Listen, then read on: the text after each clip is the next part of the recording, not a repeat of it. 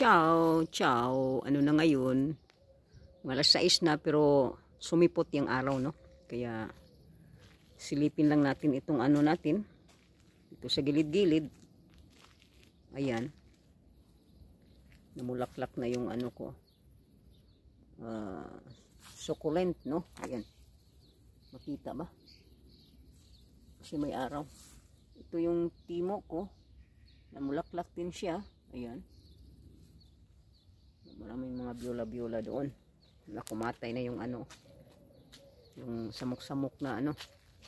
Yan yung salvia ko. Sage. Yan guys. Ano ko lang ito, no.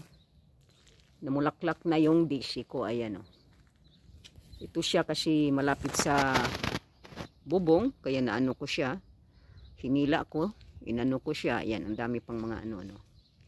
Masibol-sibol na maliliit. Ayan. Ayan, marami ng mga insect, no? Na, ayan sila. Oh, ayan. Alright. Dito, meron din. No? Kasi may tinanim nga ako doon. Mga ano na sila. Ayan. Tapos yan. Alright. Ayan, maraming ano, no? Marami silang ano. Tapos ito yung pinakaano ko na ano siya sa natumba. Paano ko yan i-ano na wala namang ano hilain ko yan ano. Ayan guys. Silipin natin ito. Ang dami niyang mga bulak mga ano no. Kasi last year medyo ano pa lang maliit pa lang siya no. Pero ngayon tumubo na talaga siya. Ayan ang daming ano. Ang daming mga, ano ba yung tawag? Para naman silang mga mosquito na malalaki. Ayan o. Nagsip-sip sila. Ayan guys. Yan lang ang ipakita ko. Na ang, ayan o. Yan. Yung daisy. Yung daisy ko no. Ayan.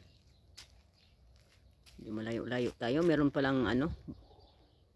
Hindi ko napansin-pansin na ang ano ko na ano na sila nabulok. Yung rose ba, yung maganda ang kulay niya. Nabulok-bulok na siya. O meron pa pala doon, ayan o. Meron pa pala doon na tinanim ko. Ayan, daisy din yan o. Tapos may okra pang dalawa doon na tinanim ko sa tabi. Ayan o, okra yan. Hindi pa, maliit pa lang sila. Ayan, meron daisy doon. Ayan. Alright, yan na yan.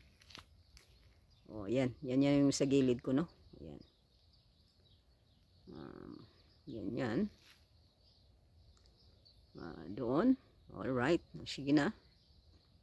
Magpaalam na. Yan yung lang yung ipakita ko. Ciao, ciao. Thank you for watching.